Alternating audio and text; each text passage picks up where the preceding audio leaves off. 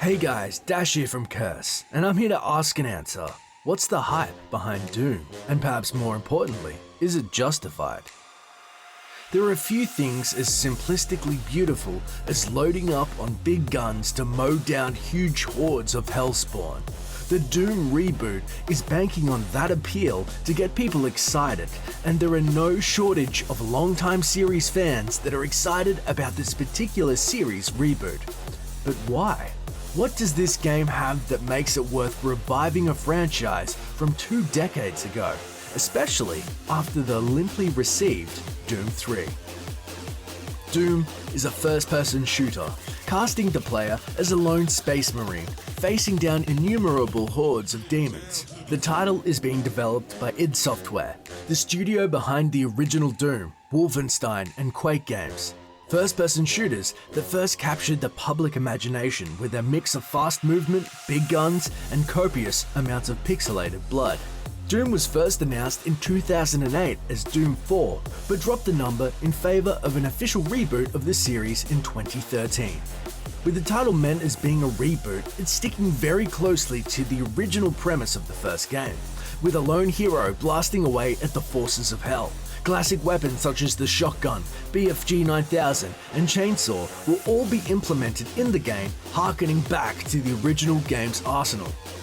There's also an emphasis on pushing combat forward rather than hanging back and taking cover. The game will not feature any sort of weight-based regenerating health mechanics, with players instead tasked with clearing enemies efficiently and picking up health along the way. Killing enemies can also restore health, and there's also a melee execution system allowing players to quickly deal with weakened foes. Players who want to show off their creativity will definitely have the chance, with the Doom Snap Map tool as a welcome nod to the elaborate Doom map editing culture of yesteryear. The Doom Snap Map tool will allow for straightforward creation of maps and game types, giving the players the means to test and deploy new creations with others online.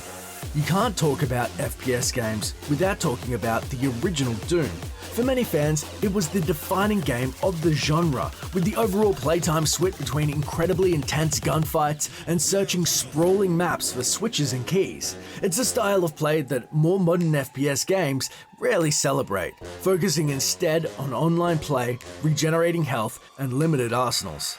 Doom 3 kept the single-player focus of its predecessors, but was far more story-focused and contemplative, with friendly NPCs and consideration of light and visibility layered over the top of the game. Doom brings the series back to its roots in a forward-facing way, emphasizing the idea that this is a game about moving fast, brutally dispatching enemies, and using the heaviest guns you can find.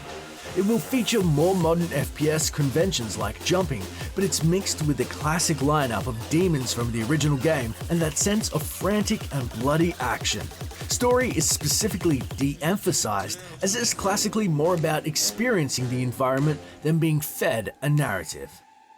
For players who miss the days of yesteryear, a lone character cutting through hordes of enemies straight into the depths of hell itself, Doom promises to hit all the right notes. This is not a game for slow contemplation, it's a game to be played by yourself if you can't wait to blow through caco demons with a minigun. To successfully live up to the hype, Doom needs to capitalize on what made the older games memorable and captivating, whilst upgrading elements like aiming, movement, and graphics. It has to show a younger generation that may have never fought swarms of imps and zombie soldiers what's so exciting about turning corners and opening up with a combat shotgun. Success would mean that the single-player first-person shooter will have another standout entry, an example of what can be done beyond military shooters with squad tactics.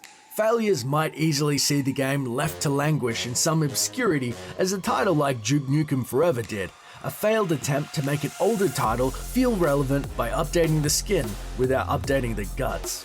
So what do you think? Are you excited for Doom to bring down some bloody action against demonic opponents? Let us know down in the comments below. As always, this is Dash for Curse saying thanks for watching and enjoy the game.